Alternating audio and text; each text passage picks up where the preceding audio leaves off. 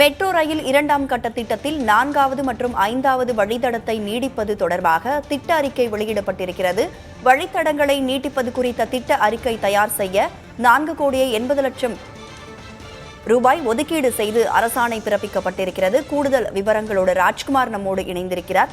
திட்ட அறிக்கை தொடர்பான விவரங்கள் ராஜ்குமார்.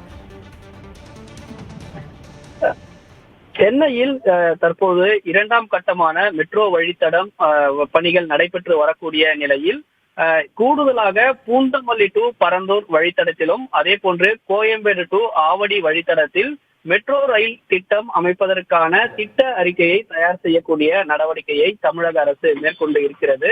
இதற்காக 4,80,00,000 ரூபாய் மதிப்பீட்டில் முழுமையான திட்ட அறிக்கை தயார் செய்வதற்கான நடவடிக்கையை தமிழக அரசு மேற்கொண்டு இருக்கிறார்கள்.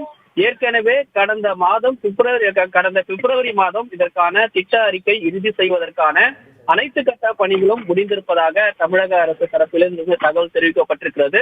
குறிப்பாக பூந்தமல்லியிலிருந்து பரந்தூர் வழித்தடத்தில் மட்டும் 44 கிலோமீட்டருக்கு மெட்ரோ வழித்தடம் அமைப்பதற்கான நடவடிக்கையும், கோயம்பேடு முதல் ஆவடி வரை 16 கிலோமீட்டருக்கு மெட்ரோ வழித்தடம் அமைப்பதற்காக திட்டமிட்டிருப்பதாகவும், கோயம்பேடு டு ஆவடி வழித்தடம் திருமங்கலம் முகப்பேர் வழியாக திட்டத்தை அமைப்பதற்கான நடவடிக்கை எடுத்திருப்பதாகவும், மேலும் 2024-25 ஆண்டு பட்ஜெட் ஒட்டி இதற்கான அடுத்த கட்ட பணிகளை மேற்கொள்ள இருப்பதாகவும் தமிழக அரசு தகவல் தெரிவித்திருக்கிறது.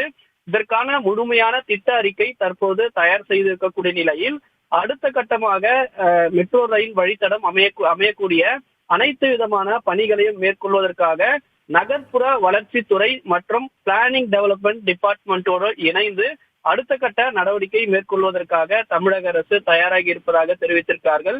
எனவே வழித்தடம் அமைய இருக்கக்கூடிய இடமும் அதே போன்று எந்தெந்த இடத்தில் மெட்ரோ விமான நிலையங்கள் அமைப்பது உள்ளிட்ட அனைத்து விதமான நடவடிக்கைகளும் அடுத்தடுத்த கட்டத்தில் மேற்கொள்ள இருப்பதாக தமிழக அரசு இந்த தகவல் மூலமாக தகவலை தெரிவித்திருக்காங்க.